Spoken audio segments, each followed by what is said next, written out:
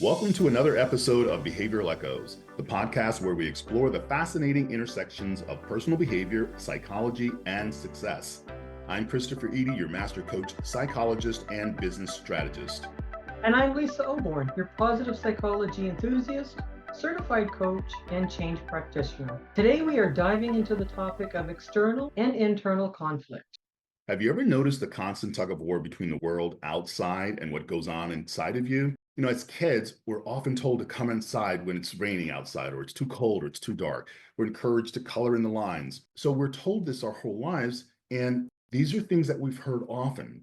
And so the moment we begin repeating things like that in our head, you'll catch the death of you, or, you'll catch an earache, or those kinds of things, they become part of our belief system. And it's really important to understand beliefs are the foundation of everything that we consider behavior. I really like that, Chris. But society pushes us to focus on external achievements. It forces us to compete against one another and appearances. If you look at organizations, the emphasis on shareholders, profit, customers, not internal, but external. We're told to dress for success, to speak correctly, maintain a polished image. All of these are external things. You see, nothing's talked about internal. But to truly heal and be your true authentic self, and that allows you to be innovative, healthy. We need to focus on what's inside. And this constant conflict between the outside and inside creates tension and complete imbalance. We've talked about conflict before, the fact that conflict simply is, and it's not good or bad. And it can be based upon perspective. And when we're pulled into this seemingly conflict, it seems to pull us in different directions, where the outside world demands our attention, but our inner world demands nurturing. And I think that's true for every human being. The conflict where our beliefs, however, and the strength of how powerful the natural pull of our beliefs are, that's a whole different animal. And that's a great point. And it's important to realize nature teaches us balance, and our beliefs, they lead to our behaviors and should. If you look at nature, there's storms, that's part of that conflict. And then there's days that things are calm, there's sunshine, there's hurricanes, all of that stuff. So nature goes through it as well. But what's important to realize, as being a part of nature, which we are as humans, and the fact that we all return to nature, it should help us see the need to be balanced. As we talked about earlier, each season has its rhythm, the times to speed up and times to rest. Our lives need to reflect this as well. We can't always be on, we can't always be working at the same pace or running around. We need to have that balance for our health.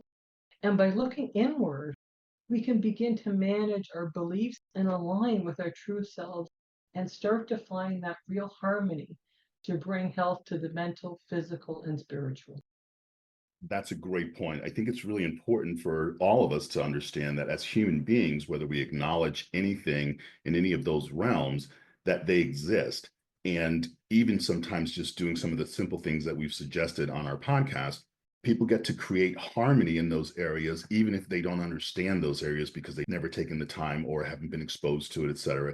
And the most important thing is, even if you don't believe it, by doing some of the things that we're sharing with you, you bring those things into harmony until you have some understanding of what those things really mean.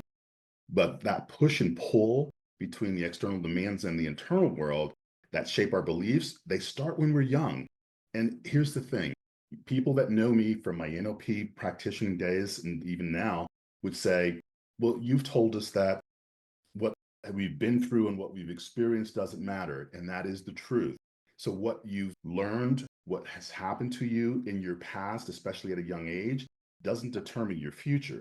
However, things that we have heard from a young age and things that have been said to us passionately that we've internalized, those things, things like toughen up or you don't show too much emotion, things, when you internalize those things, those become parts of your deep ingrained beliefs. They shape the way that you perceive the world. They shape how you see others. They shape how we interact with others. They shape how we react with the world around us. Our beliefs aren't just inherited from the outside, they're developed through personal experiences. And because it's true that what you focus on grows, Reinforcing what we think should be how we act. They should be congruent, and they are. So when you see people behaving a certain way, you got to really understand their beliefs, because that's ultimately what's driving the behavior. That's a great point, Chris. In many scenarios, these beliefs go unquestioned. We just take them at their word. We don't question them anymore. Even if they no longer serve us, they have no benefit. Think about it. If we believe that success means sacrificing personal time and relationships for work, we might constantly feel like we're not doing enough, even if we're burnt out.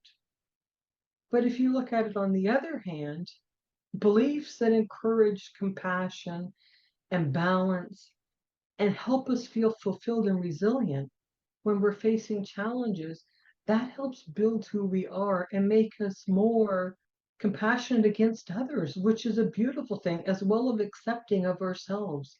And we embrace who we are. I think that's on point. The bottom line is that, beliefs are powerful, and they're powerful drivers of our behaviors. They affect our thoughts, our actions. They even affect our health. When we start questioning and reevaluating our beliefs, we get an option. We get to choose to adopt those that align with who we really, really are, our truest values, and let go of the ones that cause us the conflict. There's no reason, and if somebody's told you that you have to hold on to something that's causing you conflict, you need to question whether that's right or wrong. I can't imagine that you could justify, well, this is really causing me conflict consistently, and that you would say, but I have to endure it. You don't. This reprogramming of your beliefs allows you to navigate your internal and your external world. And as we talked about before, it allows you to bring that harmony. It makes room for who you really are, and it allows for, I think, genuine growth, but more than that, just simply well-being. That is exactly right, Chris. And sometimes it's as simple as asking ourselves, does this belief even belong to me? Or is it handed down by others? And with awareness, we can shape beliefs that truly empower us, whether they're related to personal goals, our professional success, or even how we perceive our true potential. That's well said, Lisa. I think when we shift our beliefs consciously, we gain control over that inner tug of war. That's where we find balance, or what I would call peace, because when things happen, they may shake you for a moment, but that's also where you find resilience amidst those external demands. So I would suggest that we remember that our beliefs can be the foundation for how we achieve our greatness, which we all have. You consistently say it, that each one of us is amazing, or it can be our prison.